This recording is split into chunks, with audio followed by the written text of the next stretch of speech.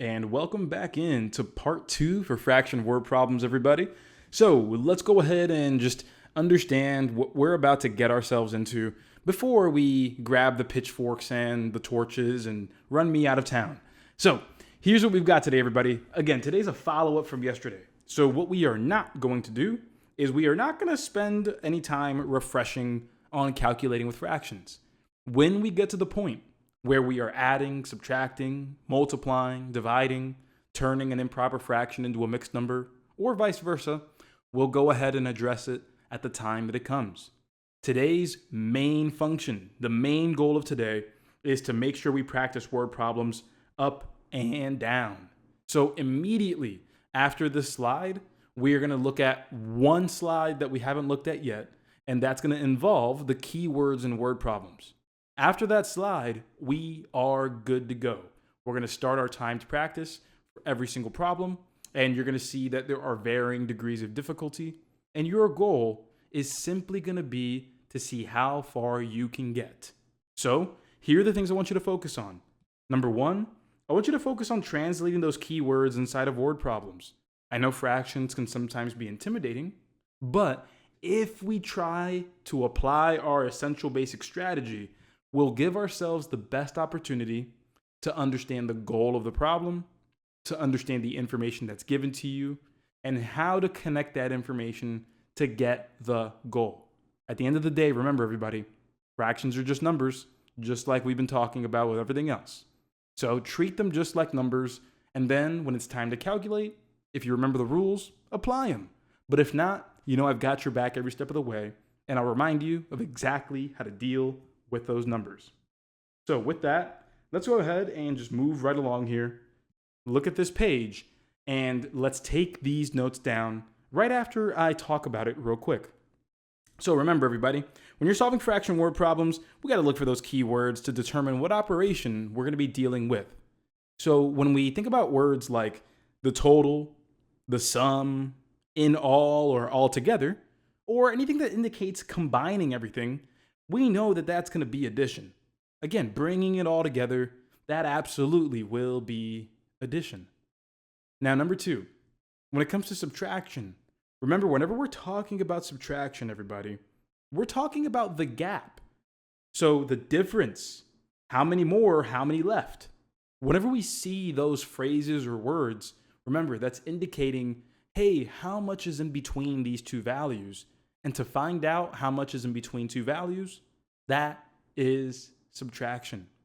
So before I continue, everybody, do we have it down here when it comes to addition and subtraction before I move forward to multiplication and division? Again, addition and subtraction, sums, totals all together versus how many left, the gap or the difference. Right on. Now we just have these two to go over with multiplication and division. So when it comes to multiplication and division, remember that the word of, when you're saying, hey, we need this many of that, that's going to indicate multiplication, as we saw in yesterday's class. We also have product or times, but more importantly, the scariest one of them all is going to be the word each. So we have each in both. Now, this is going to be important. Just like I talked about yesterday, remember that when we see the word each, and let's say we're trying to find the grand total, well, that's going to be multiplication.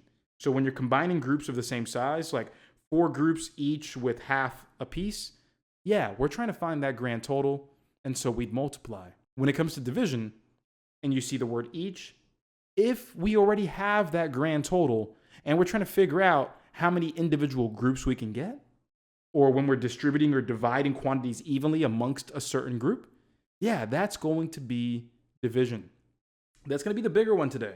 We might see 2 or 3 or 4 questions that use the word each, and we really have to pay attention to it. But all in all, everybody, all in all, no matter what, it is all about treating every question as if it's a brand new one. Start by reading the question first, and then from there, we'll collect the information and see what needs to be done. We want a confident peace of mind before we actually calculate, and I want you to focus on that first. Because remember, even if you know how to calculate 100% and very quickly and confidently. It doesn't matter if we don't know which numbers and what operations we're doing to begin with. My party people, does that make sense before I give you a moment to take the rest of these notes down? Sweet. All right, my friends, let's go ahead. Let me give you a moment here to take the rest of these notes down. If you're watching this as a recording, feel free to pause the video and give it a shot. All right, so hopefully you've had a chance to go ahead and write down the necessary notes here for those keywords and word problems, but nothing beats, hey, just sitting down, trial by fire, and trying things out. So let's go ahead here and move forward to our first timed problem. And what I want you to do is that if you're watching this as a recording, just pause the video when the problem is shown. But for those of you here, let's go ahead and set our timer for 2.5 minutes. And let's get our first problem going. And let's give this first problem a shot, everybody. Here we go. So when we do any word problem, I'm going to repeat this a million different times, but remember that every time we do a word problem, we want to begin with the question sentence. So right here, this reads, let me grab red. It reads, what fraction of the venue's capacity was used?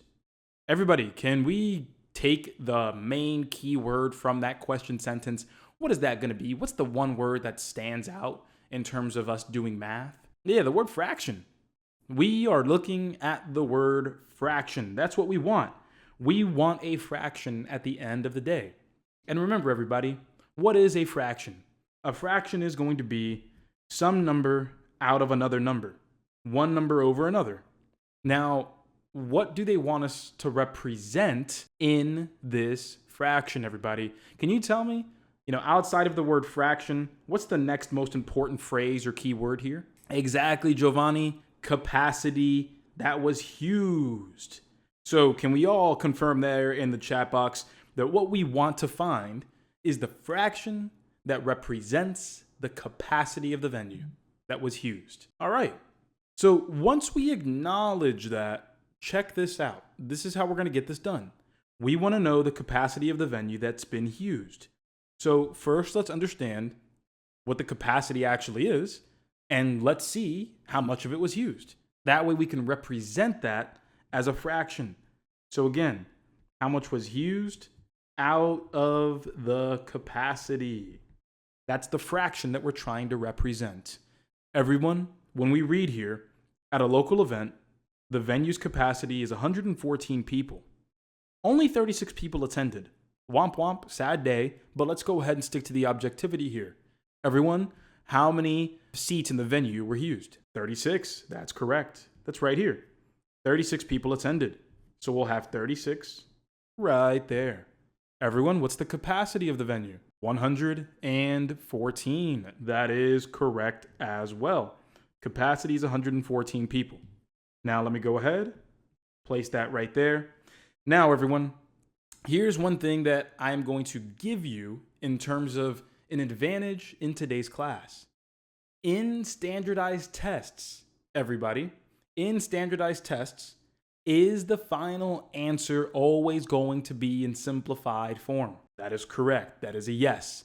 In standardized tests, like the one you're preparing for, if you have a fraction final answer, like we see in these, the final answer shall always be written in simplified form. You really won't see the unsimplified answer in the list. But again, this is one thing that I'm going to do in today's class as a favor.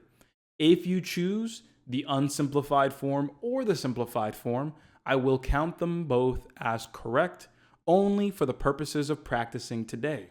But I will point out what the true correct answer will be if it's the simplified one. Does that make sense, everybody, before I continue? Excellent. Sounds good. So one of the answers that you may have chosen that would have been correct is B right here. This will be, for today's purpose, correct. 36 out of 114. That is the fraction that represents the venue's capacity that was used. However, what can we do? What is that S word that we should do? Like I just expressed. Correct. We have to simplify. Exactly. So let's zoom on in and let's ask ourselves, everybody, even if it's not glaringly obvious to us, what do we know about 36 and 114 given the numbers that they end with, that we can potentially divide out. I see a lot of us saying that 6 can go into both 36 and 114, and I'll accept that. That actually is the biggest number that we should be looking for. But let's say it wasn't obvious to you. Let's say you didn't know that 114 was divisible by 6. If you didn't know that, everybody, what is the next best number you can use, given that both 36 and 114 are both even? Yeah, given that they're both even, we can divide them both by 2. So let's begin there, dividing them both by 2. Let's try this out. Everybody, what's 36 divided by 2? 36 divided by 2, that will be, correct, 18. Then we have 114 divided by 2. What is that going to be? And even if you didn't know right off the cuff, no worries. Let's do 2 into 114. 2 doesn't go into 1, but it does go into 11. And so that'll be 5 times. 5 times 2, that's 10. So let's subtract that, giving us a remainder of 1. When we drop the 4, that's going to be 14. And everybody, 2 goes into 14 7 times, giving us 57. So we'll go ahead and notice that again, no remainder, so we're all good. So 18 over 57 is what we currently have. All right, everybody. Next up, we're not done. We're not done simplifying here. But what can we do now? What can we continue to simplify by? What are 18 and 57 both divisible by? Correct, that is going to be 3. Remember that the rules for divisibility, when it comes to division by 2, they just both have to be even numbers. If we're trying to figure out if numbers are divisible by 3, well, 18 we already know is divisible by 3 because 6 times 3. But another way that you can tell if a number is divisible by 3 is if you add up the digits. If that addition is divisible by 3, then you know the number is divisible by 3. So here's what that looks like. Let's take the 1 and the 8. Everybody, 1 plus 8 equals what? That's going to be 9. Everybody, is 9 divisible by 3? It absolutely is, right? So yes, we know that we can divide the 18 by 3. And I'll go ahead and show that right there. Then everybody, let's go ahead and add those digits up for 57. Everybody, 5 plus 7, what is that going to be? That's going to be 12. Everyone, is 12 divisible by 3? Absolutely is. 12 is divisible by 3. So therefore, 57 is divisible by 3 as well. So that's how we know. Again, just a quick refresher. If you add the digits and they're divisible by 3, then the number itself is divisible by 3. Just a quick refresher on that. But let's go ahead and get this done here. 18 divided by 3, that's going to be 6. And then 57 divided by 3, let's write that out over here and get that done. 3 goes into 5 one time. Subtract the 3 to get 2 left over. Then we drop the 7. 3 goes into 27 9 times. And that's a clean 9. And we're done. So therefore, everybody, the correct answer here is going to be 6 over 19. That is the simplified version of that fraction. So again, I'll take B as a partially correct answer, but on a standardized test, so I can express this clearly to you, the simplified answer will always be the true correct answer.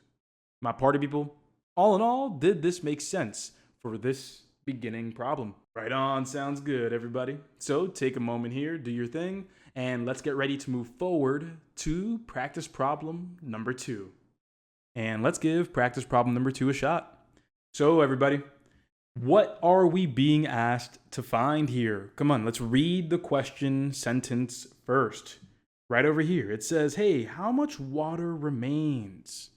Everybody, what's the biggest, most obvious keyword that we can think of in that red highlight? Yeah, remains, right there. How much water remains?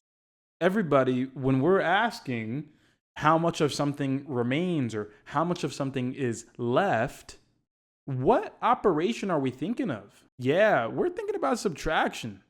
We're thinking about subtraction here.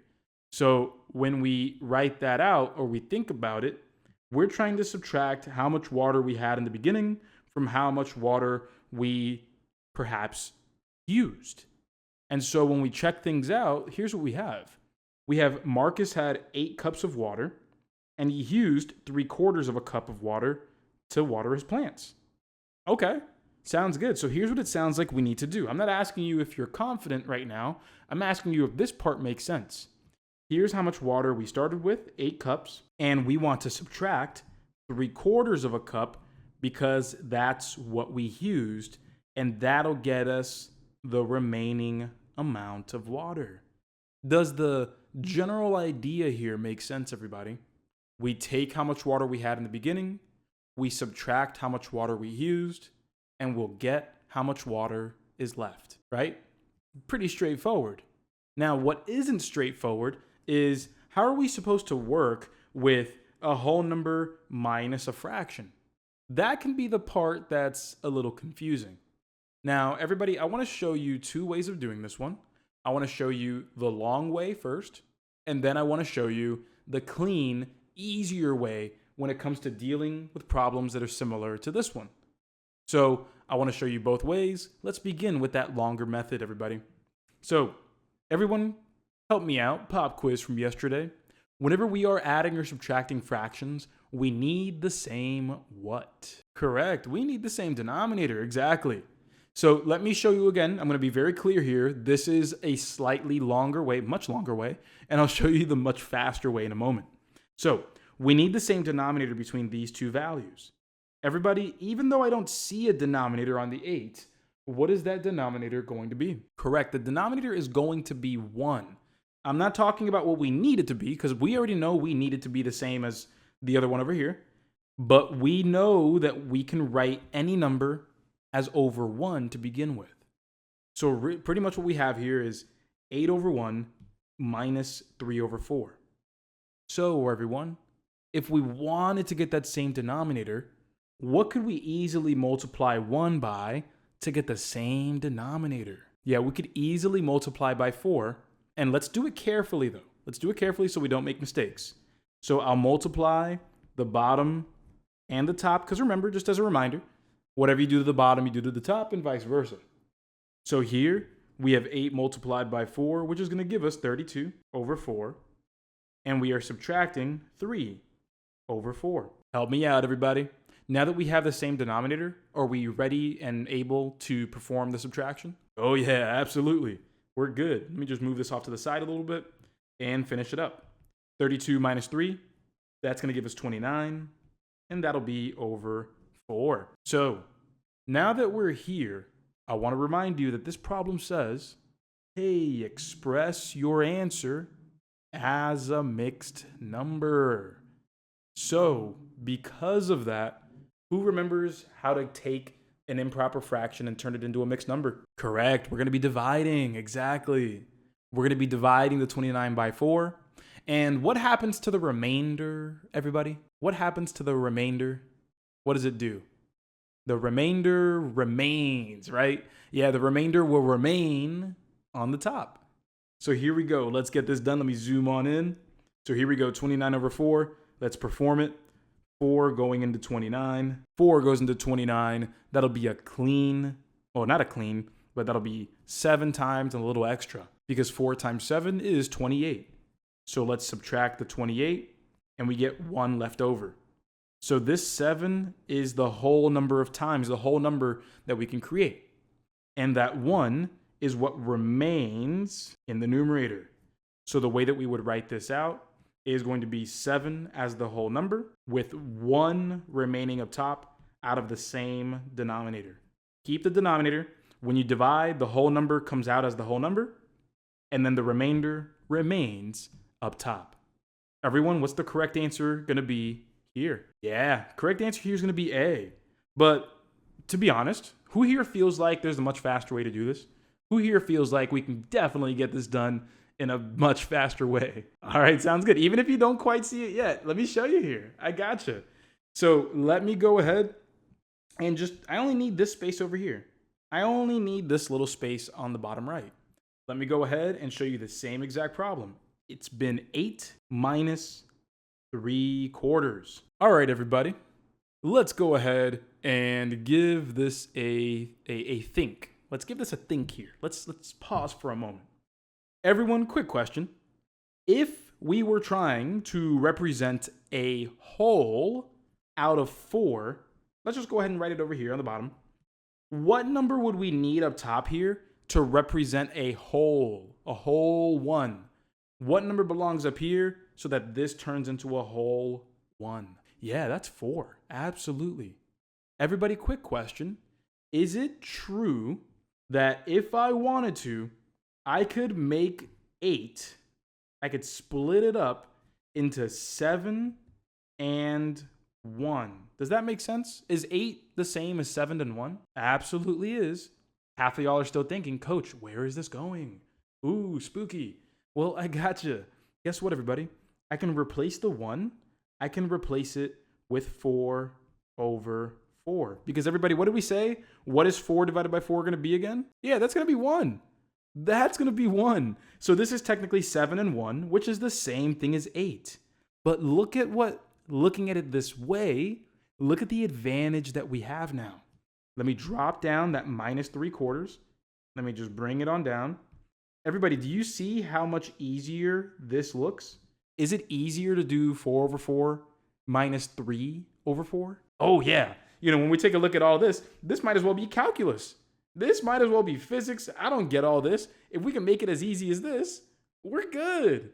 Everybody, what is 4 over 4 minus 3 over 4? What is that going to be right here? Yeah, that's 1 over 4. So this is now going to be the 7 that we still had. So 7 and 1 over 4, which is the same exact thing as 7 and 1/4. We're done. That's it. We're good. Because we understand how fractions work. We know that we can split the 8 up into 7 and a whole number, a whole 1. And then once we see that subtraction, booyah, super easy, barely inconvenience, and we can move over and along with our day. How do we feel, everybody? Was that a little eye-opening, or did we already know that to be true? And let's try this similar question out, everybody. So before we begin, I want to ask a question. You can think about this to yourself if you're watching the recording or if you're here live.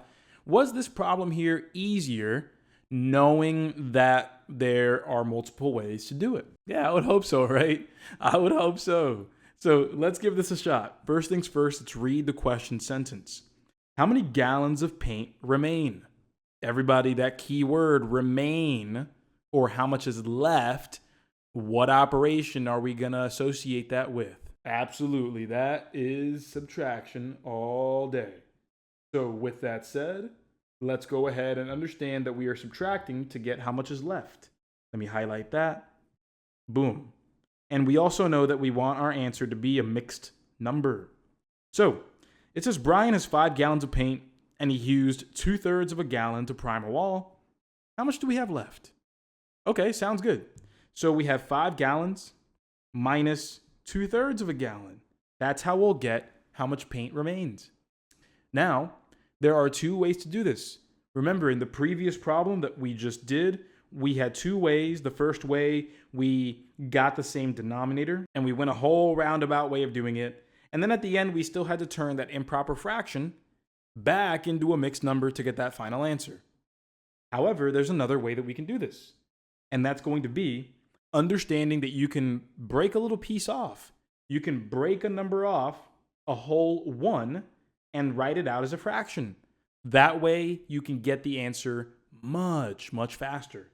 So let me show you that second way first. Everybody, if I were to split 5 up, 5 is the same thing as 4 and what? 4 and 1, right? 4 and 1. Now, we're still subtracting that 2/3, but we want to understand this, everyone. Let me help you understand this. If we have a whole 1, everybody, could I replace the whole 1? Could I replace it with 2 over 2 if I wanted to? Is that legal? Could I replace 1 with 2 over 2? Would that still be equal to 1? Yeah, I'm just talking about the value of it. 2 over 2 is still going to be 1, right? Okay, great. But let me talk about why this wouldn't be what we would want. Everybody, can we subtract these 2 fractions with 2 over 2 representing 1? No, we couldn't do that because of what? Why? Help me out again. We couldn't subtract those fractions because we don't have the same denominator. Exactly. This is a 2. This is a 3. These are not the same denominator. So even though 2 over 2 is the same thing as 1, it's not what we're looking to use. What do we want? We want the same denominator.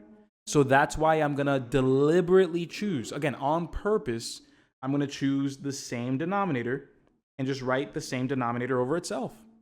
Because one more time, everybody, 3 over 3 is the same as what? It's the same as 1. 4 and 1. That's where that 5 comes from. I just split it off into 4 and 1.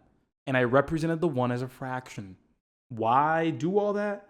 Because once we do it that way, we subtract 3 over 3 minus 2 over 3. And what does that give us, everyone? This gives us what? Yeah, 3 over 3 minus 2 over 3 gives us 1 over 3. Exactly. So right here, there we are, 1/3, and we're all set. The correct answer here will be 4 and 1/3. My party people, are we good on this problem, knowing that, hey, if we're trying to subtract a fraction from a whole number, we can use this strategy, just splitting the whole number up into, 1 and 1 minus, and then just do your thing. Give yourself an easy time and break it apart. I got you. And then just for the sake of, really driving the point home, let me show you what would happen if we did the pure calculation. So if we wanted to just do it as fractions, so 5 minus 2/3, here's what we would need to do. First, what we need to do here is recognize that 5 can be written as a fraction. Everybody, what is the denominator of the 5 currently? Even though we don't see it, yes, the denominator is going to be 1. All right, and because we need the same denominator to subtract, we're not ready to subtract yet. So what we can do is get the same denominator by multiplying the numerator and denominator by 3. Because 3 times 1, that's going to give me that 3. So that's why I'm choosing 3 in this case, because I want the same denominator, and whatever I do to the bottom, I have to do to the top. So now that I'm here, we'll do 5 times 3, which gives me 15, 3 times 1, which is 3, and now we're ready to subtract the 2/3. Everyone, now that we're here, we have the same fraction, the same denominators, and now we can move forward to subtracting. Everyone, 15 minus 2 gives us what? Yeah, 15 minus 2 gives us 13. So we have 13 over 3, and that's our answer. The only problem is that the problem said, write that answer as a mixed number. So we have to come back and turn that into a mixed number by doing long division. So we'll go ahead and divide 3 into 13, and here's how we're going to work our magic. 3 goes into 13 4 times. That is the whole number. So we have 4 as the whole number, and then the remainder, 4 times 3 is 12, giving us a remainder of 1. 1 remains in the numerator, and we'll write that same denominator, and there's our correct answer. A whole number 4 with 1 remaining over 3. 4 1/3 is the correct answer. So booyah, my party people, there's both ways. Who here currently prefers option A? Who prefers option B for solving this problem?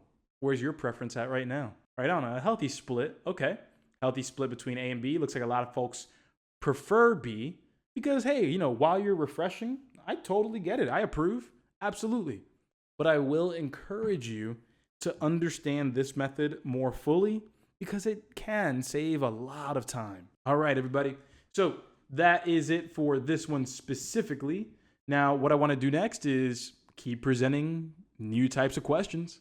Are you ready? And let's get it going here with the following question. Here we go. So the first thing we're going to do, everybody, is we're going to read the question sentence. Everybody, what does it sound like we need to do? Just based off of the red highlight, just based off of what fraction of a cup remains in the bowl, what operation do you think we need to perform? Yeah, correct, subtraction. That's a dead giveaway. The word remains, it sounds like we put something in a bowl, something comes out of the bowl, we want to know how much remains. Sounds good. Now, regardless of how confused you are or how confident you are, Remember that the context matters. The story matters, my friends. Let's begin right up here and let's understand how the story is going to affect how we're going to take this and go with it. Marcus is making a recipe. He adds 2/5 of a cup of milk and 3/10 of a cup of cream to a bowl. Everybody, just based off of this, do you see a different operation that we might have to consider? Yeah, we see it clearly. Let me highlight this. It says he adds 2/5 of a cup of milk and 3/10 of a cup of cream into a bowl. So let me go ahead and show you what the bowl is. The bowl is going to be the 2/5 cup of milk plus the 3/10 of a cup of cream. Before I continue, everybody, does that make sense in terms of what represents the bowl? Again, the bowl is the addition of the milk and the cream right there. Sweet. Now, don't get distracted, everybody. Don't go into la la land and start doing the operation. Give yourself a little bit of patience. Give yourself some time first. So here's what we're going to do. We're going to finish understanding the story. We know that we have the bowl, which is the topic of conversation here. So the bowl is just adding the milk and cream. Then it says, after mixing these ingredients, our friend Marcus, he accidentally spills a 1/4 cup of the mixture. Everybody, can you help me out? What does the word spill mean to you personally? What does the word spilling a 1/4 cup of the mixture, what does that sound like happened? Yeah, it got thrown out. It got subtracted. Exactly. That's what was lost. So what we know is that we have our bowl, that's the mixture, but then we spilled. So we're going to subtract what we spill, which is going to be 1/4 of a cup. So now we know how much remains in the bowl. Before we do the actual math, everyone, does it make sense that we have to add the milk and the cream to get what we have in the bowl and then subtract what we spilled, subtract the 1/4 cup? So before we get into the actual calculation, let me know in the chat box how you feel about, your confidence level with what we need to do. Good. So if you're sitting here and you're a little nervous about fractions and word problems, but you were able to understand that we have to add up to get the bowl and then subtract to take into account what we spilled, give yourself a pat on the back. You're good. This is a step in the right direction. Just because you didn't finish with the 2.5 minutes that I gave you doesn't mean that you're not learning. And this is what I mean when I say, hey, what parts do you understand versus what parts you don't? If you can express that and talk about it, you're going in the right direction. Are we ready to start calculating? All right, sounds good, everybody. Let's go ahead and calculate. So there are 2 ways that we can really approach this. Multiple, obviously. There's a million different ways we can do it. But in terms of efficiency, there are 2 primary ways that I'm going to suggest. Number 1, you can go ahead and work one operation at a time. You can work with the addition first, getting the same denominators and figuring that out. And then whatever denominator you get here, then change the denominator because you're going to be dealing with subtraction by 4. So everybody, that is what I'm going to do first. I'm going to only worry about one operation at a time. These 2 fractions added up. Then I'll worry about getting that same denominator for the 4. But there's another way, if you're a little more confident, to get all 3 fractions to have the same denominator from the very beginning, which can save you a ton of time in the long run. Let me go ahead and show you first if I were to work one at a time. Everybody, focusing here first. Let me go ahead and use a different highlighter. Let me use blue. What denominator between 5 and 10, what is the least common denominator between 5 and 10? Or in other words, what number can 5 and 10 both multiply to? What can they both multiply to? Yeah, they can both multiply up to 10. 10 is already 10. You don't have to do anything at all there. You're good. The 5, all you have to do is multiply it by what, everybody? Exactly. We just have to multiply it by 2. So let's proceed by multiplying the denominator and the numerator by 2. Now that we've done that, we have 2 times 2, that's going to be 4. 5 times 2, that's going to be 10. 4 over 10 plus 3 over 10 What's that going to give us, everybody? Correct. That's going to give us 7 over 10. That's a crazy 7. Let me fix that. So we have 7 over 10. But what did we remember that we still have to subtract? Yeah, we still have to subtract the 1/4. We still have to subtract it. So I'm going to bring it down over here and we're going to finish this problem up. Everybody, do you understand where we're at right now? We still have to subtract the 1/4 because we spilled a 1/4 cup. Sweet. So now that we're here, it's the same exact game. So if you got stuck here, no worries. I got your back all the way. I got you. So we see here that we do not have the same denominator. So we got to do the same game. Let's get the same denominator. So let me zoom on out ever so slightly and duplicate this over here so we can continue working. Everybody help me out here. What number can both 10 and 4 multiply up to?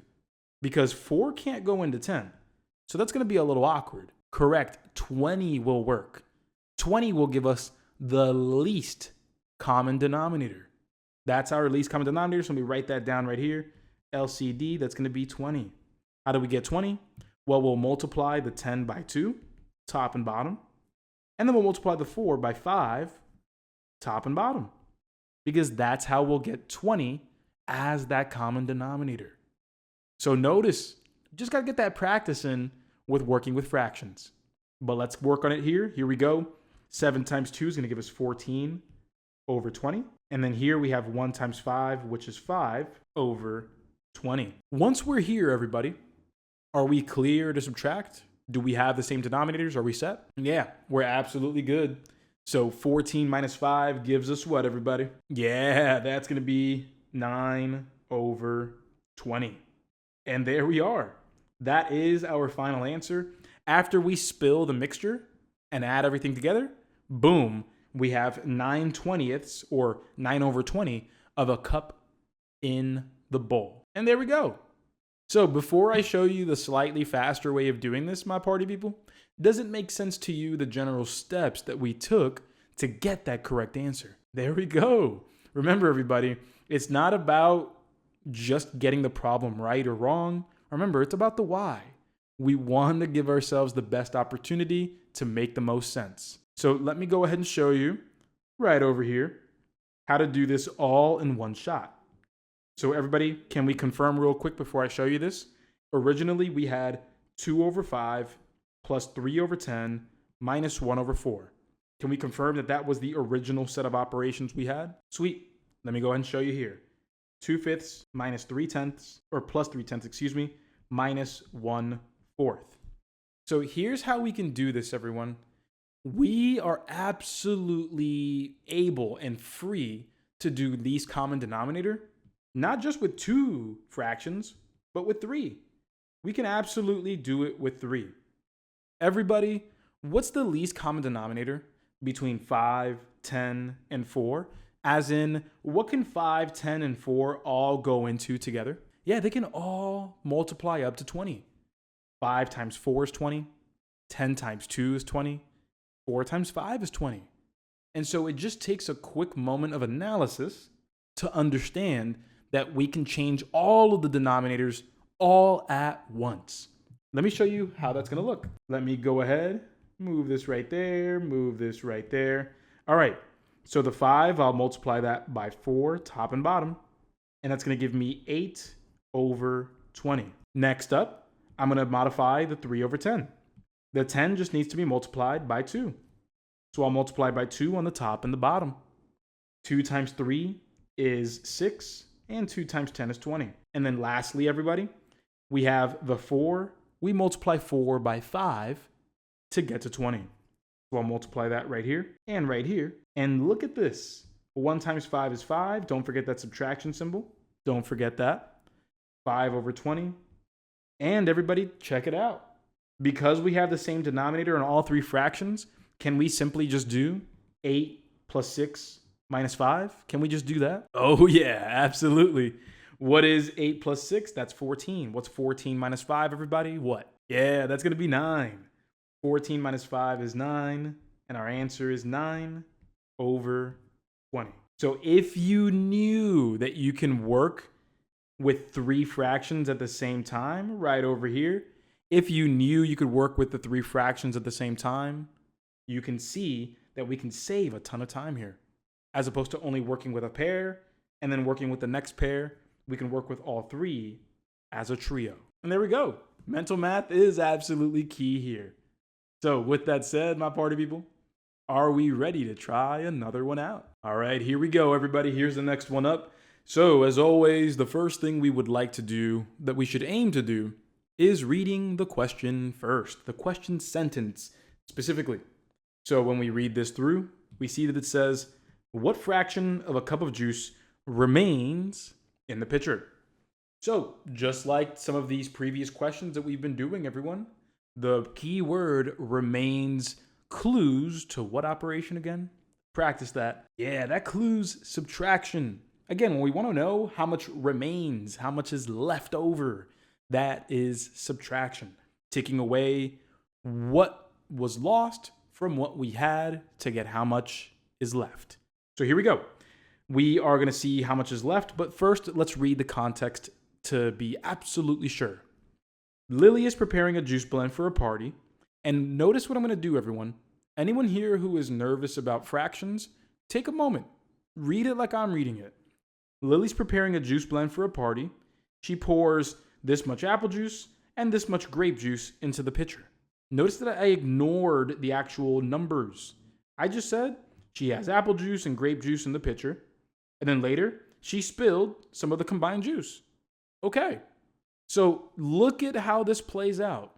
If we want to know how much we have left, well, first we need to understand that when we pour this much apple juice and grape juice together, what operation are we doing with those two fractions, everybody? The apple juice and the grape juice, when we are pouring it into a pitcher together, that is addition. Exactly. So we know that we are adding these two together, the 3/8 cup, that's apple juice, and the 1/4 cup, that is grape juice. And then we see that later she accidentally spills a 1/6 of a cup. And just like the previous question, when we spill and we're trying to find out what we have remaining, that operation is what? That operation is going to be subtraction all the way. Exactly. So there we have it. We can highlight that right here. Spills a 1/6 of a cup. And so let's write subtraction 1/6. So before I continue, everyone, before we get into the actual calculation, is this the game plan that you had as well? Add the apple juice and grape juice together and then subtract 1/6 of a cup because that's what we spilled. Sweet. So again, if you had this laid out for yourself, you are doing a good job. You're good. Now let's move forward here and let's do the operation. And let's do it in one shot. Let's try that out. So let's zoom on in and we want to ask ourselves, what is the least common denominator between 8, 4, and 6? What is the LCD of 8, 4, and 6? And here's how I like to do it, everybody. Here's a nice, smooth way that can help you get the least common denominator of three numbers at the same time. Here's my first tip. My first tip is focus on the biggest number. Focus on the biggest number. Because guess what? If you start with the lower numbers, well, the bigger number can't go into it no matter what. So let's go ahead and start with the bigger number. Everyone, quick question. Can both 4 and 6 go into 8 or not? All right, it's not going to be 8. Not going to be 8. Let me write that on the side. Not going to be 8. Okay, let's do the next multiple. Everybody, what's 8 times 2? What's that going to be? Okay, cool. Let's try 16 out. Again, basing it off of the biggest number. Everybody, can 4 go into 16? Yeah, 4 can go into 16 for sure. But can 6 go into 16? Right, it can. So because 4 can, but 6 can't, we can't use 16 as the least common denominator. Because remember, it has to work for all three numbers. We need all three to work. So let's move up to the next biggest. So 8 times 1, 8 times 2. What's 8 times 3, everybody? 8 times 3 is 24. All right, let's ask ourselves again. Can 4 go into 24? Yes, it can. Can 6 go into 24? Yes, it can as well. So, my friends, do we see how we can get the least common denominator of a group of three numbers? Relatively painless, right? Relatively painless, relatively speaking. Now, if you hate math and, this is torture to you, I understand. But with time and practice, this can absolutely feel smoother as time goes on. So we found that least common denominator that we're looking for. It is going to be 24. Let's bring our attention over here. Now that we know that the LCD is 24, let's put in that work. Everyone, what do I multiply 8 by to get 24? Yeah, that'll be 3. So I'll multiply by 3 on the top and the bottom. 3 times 3 is 9. 3 times 8 is 24. Don't forget the right operation, which is plus, and we'll bring that right down. Next up, everybody, what do we multiply 4 by to get 24? Yeah, that'll be 6. So I'll multiply by 6 in the numerator and denominator. So 6 times 1, that'll give us 6. And then the 24 as expected on the bottom. Again, don't forget the correct operation, subtraction right there. Everybody, what do I multiply 6 by to get 24? Yeah, that's going to be 4. 6 times 4 is 24, and 1 times 4 is 4. So now we have everything we need. Now we are good to go. We have the same denominator across all three fractions, and we can rest easy knowing that as long as we don't mess up adding 6 and subtracting 4, we're good. So let's get it done.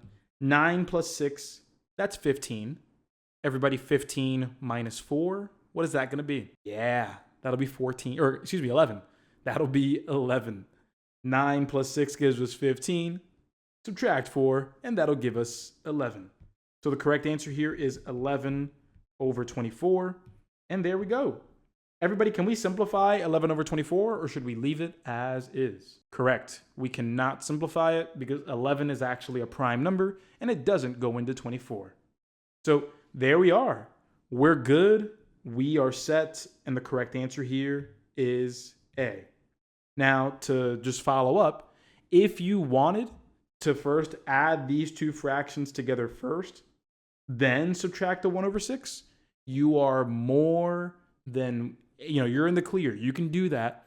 Just know that it might take a little more time, but it still will give you the correct answer as long as you add and subtract the fractions correctly. Sweet. Right on, everybody. I'm glad that we understood. And I also want to shout out your high school and middle school teacher if they did not make it make sense like this. Now, I can't take you back in time, but I can apologize for them on behalf of all teachers in America. So with that, let's go ahead and move forward here to the next one. Let's try a different type of question. So let me go ahead and bring this up, and let's give it our best. All right, let's turn our attention over to this next question here. The question reads, hey, if he has 50 cups of yeast, how many loaves can he bake? Okay, everybody. So to keep things simple, is it true that, sure, yeah, we see the number 50, but what we're really after is how many loaves can we bake? Is that true for you personally here, everybody? That's really all we care about. How many loaves of bread can we make? Okay.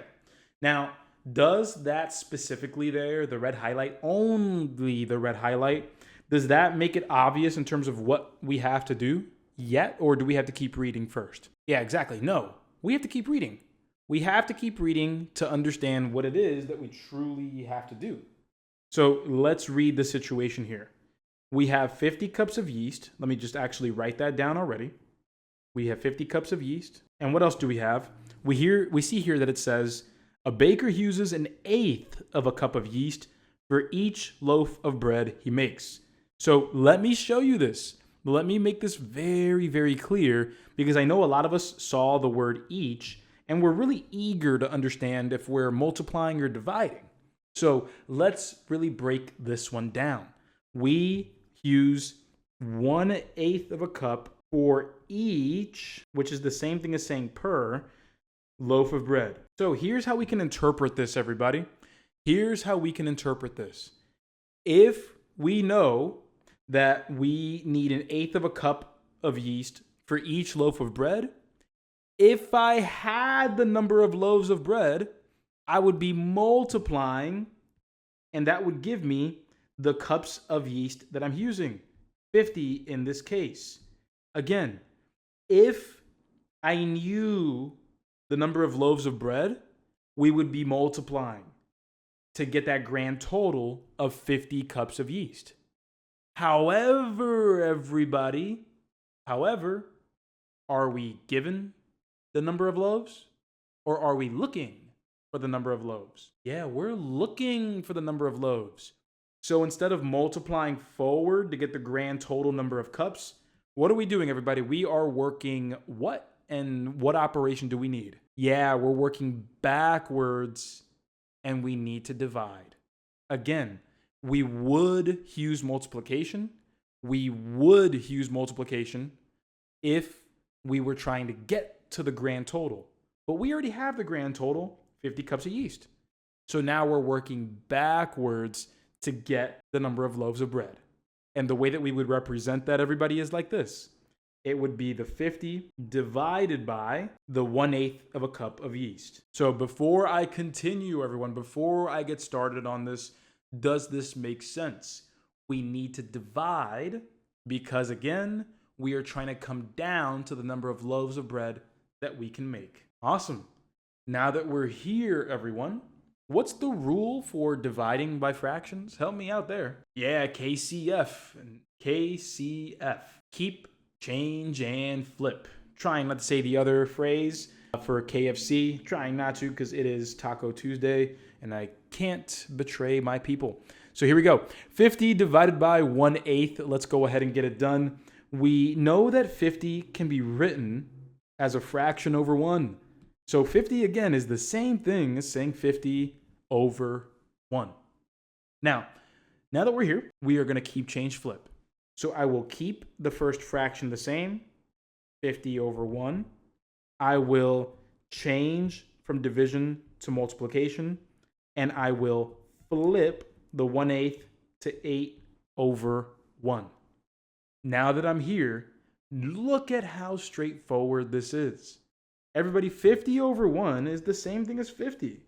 8 over 1 is the same thing as 8. This is just going to be 50 times 8. Everybody, 50 times 8 is what? Correct. 400. And there we go. We can make 400 loaves of bread. And there we are. There's our correct answer. 400 loaves of bread is what our chef, our baker here can make. And we are good. And we're set. If we wanted to, if we had the opportunity to, we could have cross-simplified.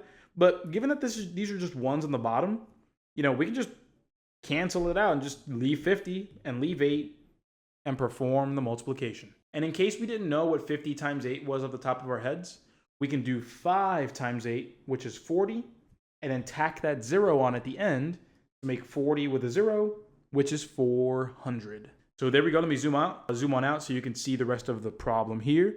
And let me just highlight that correct answer. But there we are, everybody. We're doing well so far. Still got plenty of time to get a couple more questions in. Are we ready? And let's give this elephant in the room a shot. So everybody, first things first, we're going to read that question sentence. And that question sentence is going to read, how many gallons of water does she purchase in total? So what can be tricky about this one, everybody? What does seeing the phrase in total, what does that hint at for you? What do you think that means? Yeah, for most of us, it's going to say we're adding, right? That's going to make it feel like we're adding. But remember, everybody, let me just give you this hint. When we are adding repeatedly, what operation is that actually? If we are adding repeatedly, that's actually what operation? Yeah, that's multiplication. So let me go ahead and break this problem down for you by first doing this. Give me one moment. Let me just take this and then let me do this. One moment. Okay, perfect. So let me get you out of the way and let's draw you again right there. And then let's do that right here. So here's what I'm doing, everybody. I'm going to replace this with 3 and I'll replace this with 2. And I'm going to show you how straightforward this is, but the only actual problem is that we're dealing with fractions. So we want to know how many gallons of water we purchase in total, but let's read the context. It says, Ellie is hosting a charity event. She plans to buy 3 cases of bottled water, and each case contains 2 gallons of water. So how many gallons of water does she purchase in total? Well, she has, in this little example, it says 3 cases, and then we see 2 gallons in each case. So 2 gallons per case. Everybody, what operation does it look like we need to do to get the total number of gallons? Yeah, that's multiplication all the way. Multiplication all the way. Because think about it. If we have 2 gallons per case, well then, if we have 3 cases, 1, 2, and 3, that's multiplication. 3 times 2, or 2 plus itself 3 times, that would be 6 total gallons. So again, this is just a detour to show you what we actually need to do. So for everybody out there, do we agree here that the way that it's worded indicates multiplication to get the total number of gallons? Yeah, because if it's this many gallons per case and we have the number of cases, we multiply those to get the total gallons of water. But what makes this problem different? Well, what makes this problem different is that we're not dealing with whole numbers. We're dealing with the bane of our existence, and that is fractions. Not only fractions, but mixed numbers. So this is definitely going to be a tougher one, but we can still definitely get it done. So we have, again, 2¼ gallons per case, and we have 3½ cases. So the job here, everybody, is to multiply 2¼ multiplied by 3½ Who here is nervous? Who is nervous about this? Yeah, it's quite all right. Yeah, it's quite all right if you are. So let me walk you through this. Everybody, what should we do first with each mixed number? What should we do first? Yeah, we're going to have to turn the mixed number into an improper fraction because that's how we multiply fractions. Not with mixed numbers, but with improper fractions. So let's go ahead and do that. And let me show you a quick detour of how to turn a mixed number into an improper fraction. Let me show you first with the 2¼ So for 2¼ here's what you do. The first thing you'll do is remember that the whole number tells you how many of the whole that you have. If 4 represents a whole, you have 2 of those. So what you need to do, again, 2 of those, we multiply. Everybody, what's 2 times 4? Yeah, that's going to be 8. And then what we do is we add it back to the top. Because again, we have 2 of these wholes. A whole is represented by the number 4. Again, part of a whole. The whole is 4. If we have 2 of those wholes, we have 8 pieces together, but we still had 1 piece up top. So we add that back, and that'll be 9 pieces out of 4. If you don't believe me, we can turn it right back. Do 4 going into 9. 4 goes into 9 twice with a remainder of 1 because 9 minus 8 is 1. So before I continue, are we good on that quick refresher on how to turn a mixed number into an improper fraction? We're going to do it again. We're going to do it again with the next number, the 3½. But the way that we do it is you multiply the whole by the denominator, and then you add it back to the top. Let's go ahead and do it again with the 3½ So here we go, the 3½. Let's do it again. 3 times 2, everybody, is what? That's going to be 6, exactly. Then let's go ahead and add that 6 back up to the top. 6 plus 1 is going to give us, correct, 7. There we go. 7/2. And again, if we want to just go backwards and prove it to ourselves, look, how many times does 2 go into 7? 3 times, because that makes 6. And then you'll have a remainder of 1, because 7 minus 6 is 1. So one more time, everybody, before I get to the actual calculation over here, does that make sense personally to you? How to turn a mixed number back into an improper fraction. Good. Now let's go ahead and give this a shot. And remember that in your courses, you'll have every opportunity to go ahead and work on this as well. It's up there. You can practice this right after class is done too. So let's go ahead and get it done here. The 2 1/4 is 9/4. And then the 3 1/2 is 7/2. Now that we're here, it's all kumbaya. We're set. We're good. Everybody, is there anything we can simplify before we get started? Can 9 simplify with 4 or 2? Nah, I can't. Can 7 simplify with the 4 or 2? Nope. Nope, you can't. We're set. So we don't have to simplify. No need to. We can just multiply and be done. Watch. 9 times 7, everybody, gives us what? 63. That's correct. And then on the bottom, 4 times 2 gives us what? Yeah, that's going to give us 8. So we have 63 divided by 8. That's what we have here. Now we finish this off. How? Well, we're done. The answer is 63/8. But what is the problem, everybody? Yeah, it's not a mixed number. Look at what the problem asks us to express the answer as. It asks us to represent it as a mixed number. So because of that, everybody, because of that, we need to do one more step to turn it back into a mixed number. Let me write this down over here. So now we're going to turn back into a mixed. And now we're set to complete this here. So here we go. 8 going into 63. How many times can 8 go into 63, everybody? Correct. That'll be 7 times because 7 times 8 is 56. When we subtract, what's the remainder going to be? Yeah, the remainder is 7. So we have 7 as the whole number, which is going to be right over here in green, 7. And then the remainder, 7, is going to go over that original denominator, which is 8. And there we are done. 7 7/8 is the correct answer. 7 7/8 gallons of water is what will be purchased. So answer choice C is correct. So my party people, just as a reminder, the biggest part of this was understanding that we needed to multiply. The reason is because we were given the individual pieces. We said that we had 2 1/4 gallons of water per case, and we have the number of cases. So we had those 2 individual pieces that we multiplied together to get the total, the grand total number of gallons. And so if we didn't or weren't fully aware of how to take mixed numbers and multiply with them, then that probably would have been the toughest part of this problem. But I hope now that you've seen it, it becomes, again, a little easier for you personally. How do you feel, everybody? How do we feel about having all that have gone on?